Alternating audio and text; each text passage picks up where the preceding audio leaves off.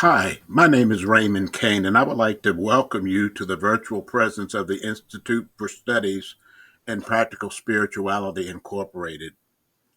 I am so pleased that you are here.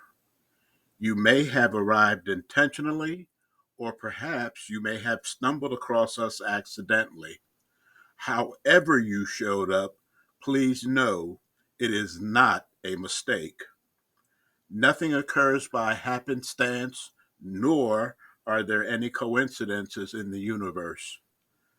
So, since you're here, please stay a while and check us out. If you are curious about new approaches to spirituality and religiosity, this is the place for you.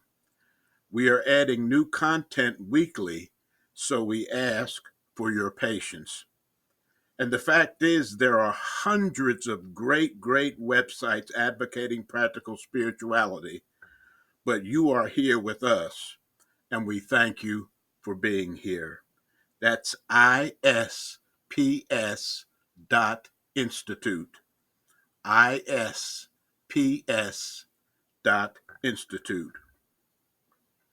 Charles Fillmore, co-founder of Unity along with his wife Myrtle, defined unity as a link in the great educational movement inaugurated by Jesus Christ.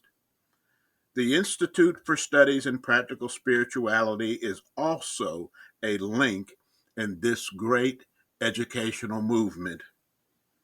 As such, we are a spiritual organism and agree with Pierre Teilhard de Chardin, Jesuit priest, theologian, philosopher, scientist, and teacher, who believed that we are spiritual beings living in a spiritual universe governed by spiritual law.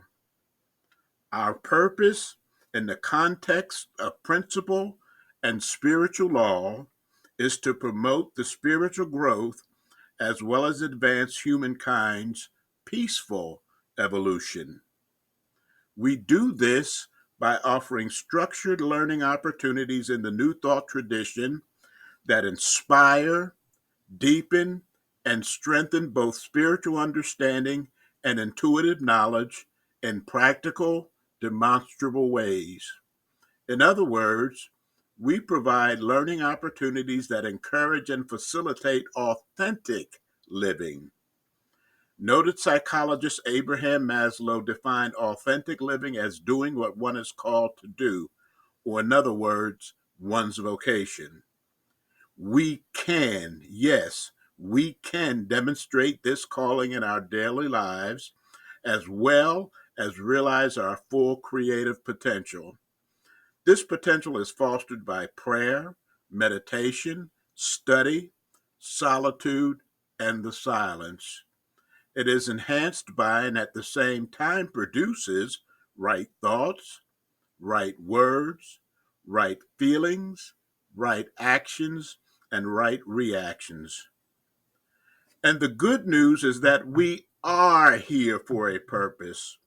Our lives lived authentically have significant meaning. According to Peter Shepard, author, publisher, and creator of transformind.com, to possess our personal growth, to promote our personal growth, we can learn to be authentic, to be aware of our inner selves, and to hear our inner feelings and needs. We can begin to transcend our cultural conditioning and become world citizens. We can demonstrate that life is precious, that there is joy to be experienced in life, and that if one is open to seeing the good and oftentimes the humorous in all kinds of situations, this makes life worth living. We can help our children discover their talents and creative skills. We can find the appropriate career, and we can find a complementary partner. He continues, this is the need for a higher truth, to make contact with the creative force that is beyond the human personality, to make sense of all the suffering and injustices of the survival struggle on Earth. This need has been evident in all cultures, expressed by all religions, and is the spiritual path towards enlightenment, towards discovering the truth of all that is. In his best-selling book, The Purpose-Driven Life, Rick Warren, who is the senior minister at Saddleback Church in Lake Forest, California, wrote, "Once you know what God wants you to do, the blessing comes in actually doing it." In Twilight of the Idols, Nietzsche said, "If we possess our why of life, our WHY of life, we can put up with any how." Doing it, our vocation or calling, places us on the road to self-discovery and self-actualization. We at the Institute are doing human resource development at the spiritual level. We're about soul growth and development. This is admonished by just two words from Yeshua, or the so-called Jesus, the perfect example of the Christ, our way shower and our master teacher, in Matthew 5:48, where he says, "Be perfect, even as your Father in heaven is perfect." The two words that I want to focus on is the be perfect. To this end, along with you, we strive to be. Being precedes doing. We strive to be perfect.